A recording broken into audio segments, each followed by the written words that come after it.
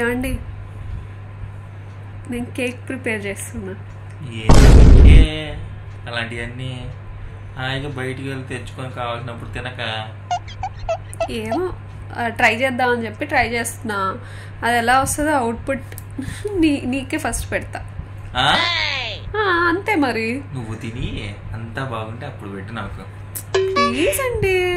అన్ని ట్రై చేయడానికి మొన్నే 3 రోజులు అడ్డం పడ్డా, మళ్ళీ ఇంకా 2 రోజులు అడ్డం పడమంటావేంది?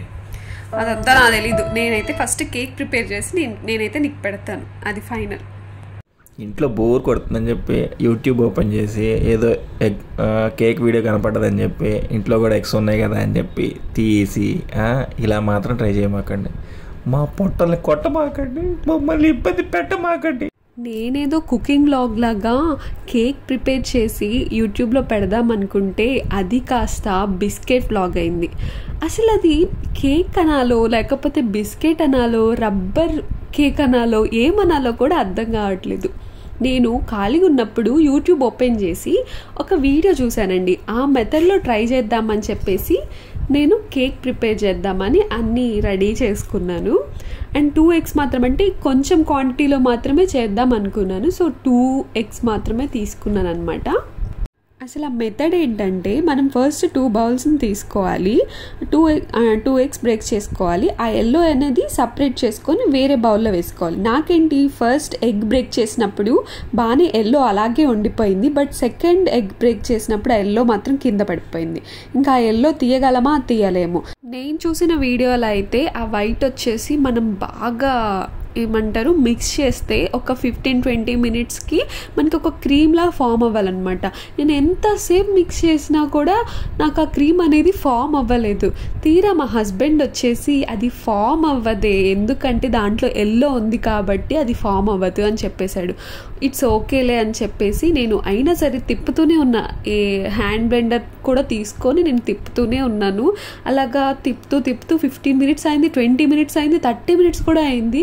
నాకు స్టిల్ అలాగే అంటే క్రీమ్ అయితే రావట్లేదు.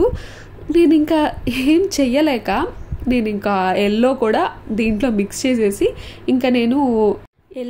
మిక్స్ చేసేసుకున్నాను. నెక్స్ట్ నేను షుగర్ని పౌడర్ చేసుకొని కొంచెంగా వేసుకొని మిక్స్ చేసుకున్నాను అనమాట, ఉండలు లేకుండా. ఇది చిన్న పిల్లలు కూడా బాగా చేస్తారనిపించింది నాకు రిజల్ట్ వచ్చిన తర్వాత. అసలు ఆ రబ్బర్ కేక్ ఎందుకైందో నాకు ఇప్పటికీ అర్థం కావట్లేదు.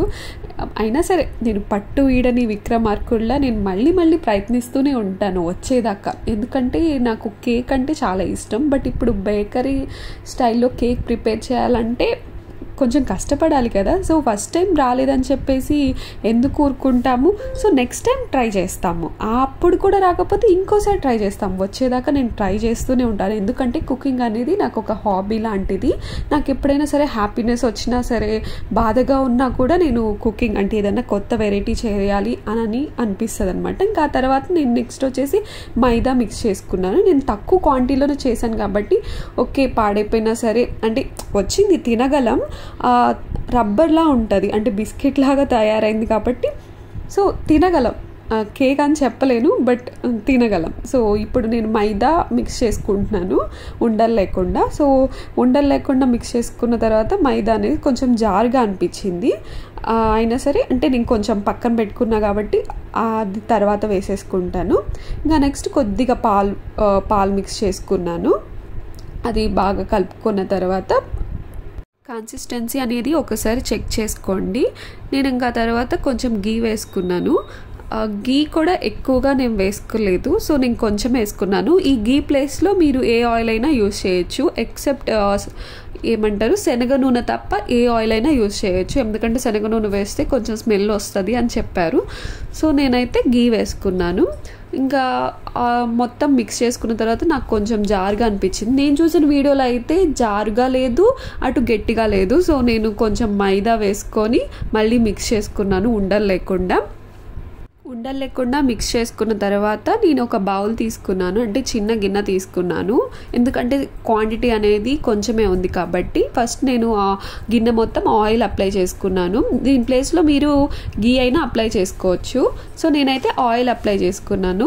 ఆయిల్ అప్లై చేసిన తర్వాత ఈ పిండి ఉంటుంది కదా, మైదా పిండి మిగిలింది. సో ఆ పిండి అనేది మొత్తం గిన్నెకి అప్లై చేశాను అనమాట. ఇందాక మనం మిక్స్ చేసుకున్న పిండి ఉంది కదండి, అది వచ్చేసి ఈ బౌల్లో ట్రాన్స్ఫర్ చేసుకోవాలి. ట్రాన్స్ఫర్ చేసుకున్న తర్వాత నేను గ్యాస్ స్టవ్ ఆన్ చేసి ఇంకా దాని మీద ఏమంటారు ఒక స్టాండ్ పెట్టి ఆ స్టాండ్ పైన ఇది పెట్టేసి లిడ్ పెట్టేశాను అనమాట. ఫస్ట్ టైం కదా, సో కేక్ పాడవకూడదు అనే ఉద్దేశంతో అండ్ ఎగ్జైట్మెంట్తో నేను 10 మినిట్స్కి ఒకసారి చెక్ చేశాను అనమాట.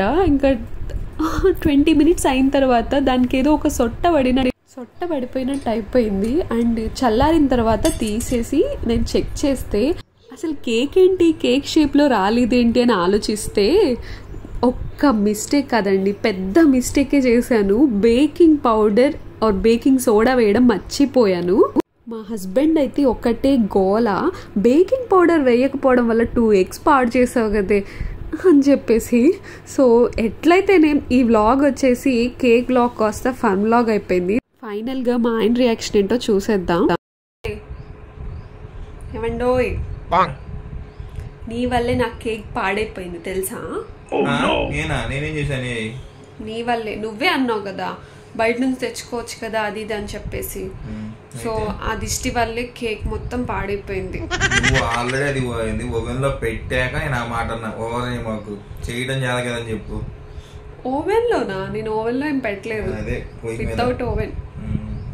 సరేలే, పాడవపోయినా నీ కోసం ఒక 2 పీసెస్ తీసుకొచ్చాను. Just taste. నేనైతే టేస్ట్ చేసా. సరే,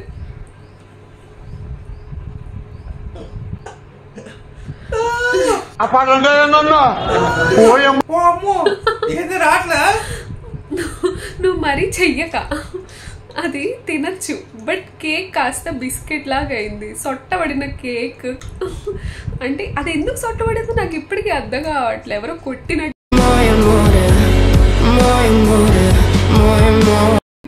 ఒక్క చోట ఒక 1 సైడే సొట్టబడింది. నాకు తెలుసు అది కేక్ లా లేదు. ఇట్స్ ఓకే, అలా అని చెప్పి నేను ప్రయత్నం మానను. నేను ఇంకోసారి మళ్ళీ ప్రయత్నిస్తా. ఈసారి నీకే పెడతా, నా ప్రయోగాలన్నీ నీకే. ఇది మాత్రం ష్యూర్. సరే, anyways this is the vlog. ఈ వీడియో వచ్చేసి జస్ట్ అంటే నా ప్రయోగం మాత్రమే, కుకింగ్ వ్లాగ్ మాత్రం అసలు కాదు. ఇంకో నెక్స్ట్ వీడియోతో మళ్ళీ కలుద్దాం. Until then, bye bye.